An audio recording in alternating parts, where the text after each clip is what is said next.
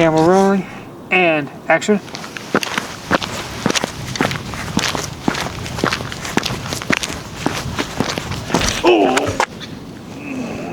Cut. As cliche as it sounds, but as far back as I remember, I always wanted to make movies.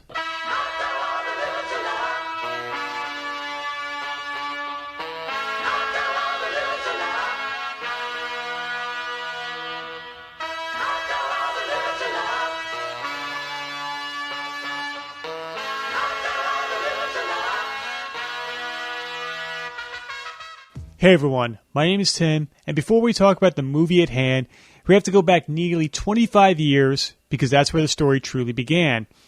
When I was a child, I loved storytelling. Verbal or visual, it didn't matter, I loved it all. However, there was one movie that changed all that. One movie that had such an impact on me that it changed the course of my entire life. And that movie was James Cameron's The Terminator. I'll be back.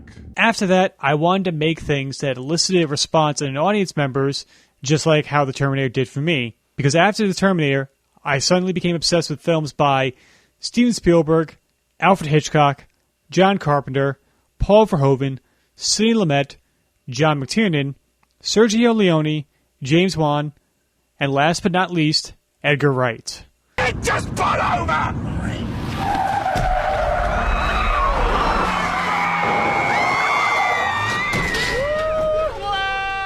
Wright started his professional career making the hyper-stylized geeky stories with the TV show Spaced that was written by Simon Pegg and Jessica Hines. Following the success of that, the three would work together as a swan song to Spaced with the movie Shaun of the Dead. Following the worldwide success of that, Pegg, Wright, and Nick Frost, who had been involved with them since Spaced, would go on to make two more movies in the so-called Cornetto Trilogy. Those movies being Hot Fuzz and The World's End. The latter not being as loved as the other two, but more of that later. Outside the trilogy, Wright also made the cult favorite Scott Pilgrim vs. the World and the music-centric Baby Driver. While Wright was furthering his career, I was also taking my first steps in filmmaking. I always felt I was late to the party when it came to making movies. I didn't have the typical filmmaking childhood you read about, where I was making stop-motion movies on Super 8 film with action figures. I imagine it was because I was slow in motivating myself. I didn't really make movies in middle school or high school. Luckily, once I went to college at SUNY Oswego in upstate New York, I finally came out of my filmmaking shell. The cinema department put on a 48-hour film festival where you had to come up with, shoot, edit, and deliver a horror movie in 48 hours.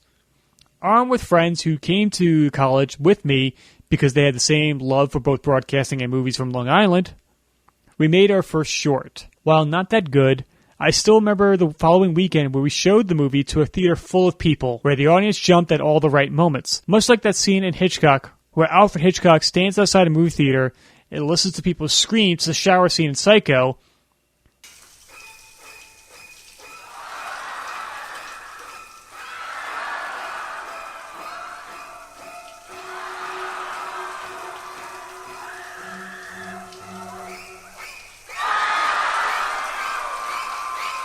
It was like the greatest drug a filmmaker could take, and I was hooked.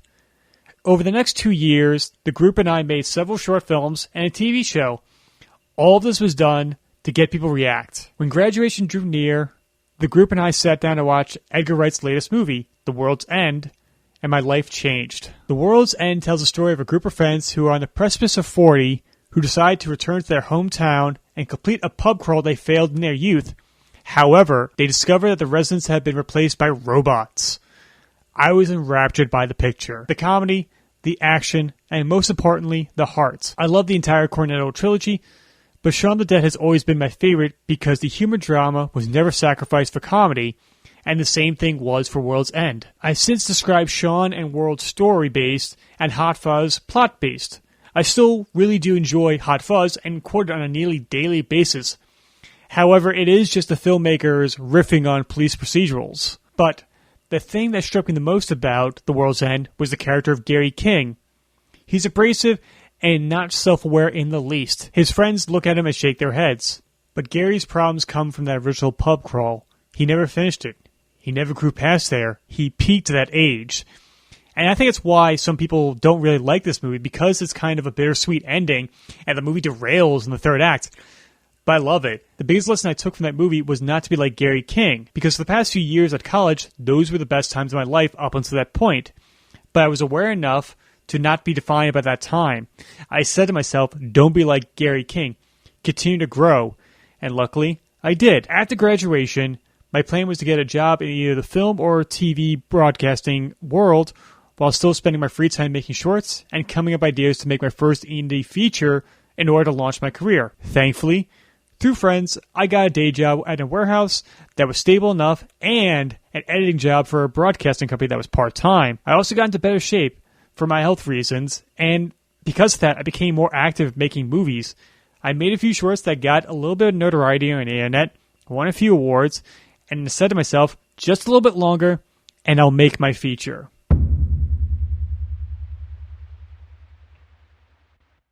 I was still at these jobs and still making these shorts, but the doable feature ideas were not coming to me.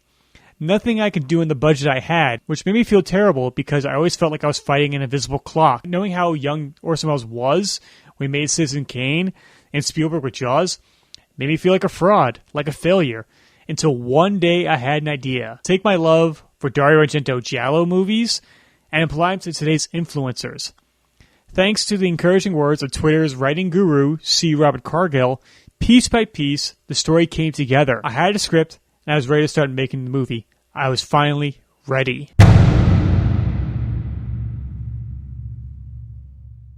Like every other person in the world, my plans were put on hold. It gave me time to work on my feature story and continue to make it stronger and better. Thankfully, one of my jobs was considered essential and kept me working. I was able to make some stuff on my own to keep me creative and active. I kept moving forward with the job and taking care of my responsibilities.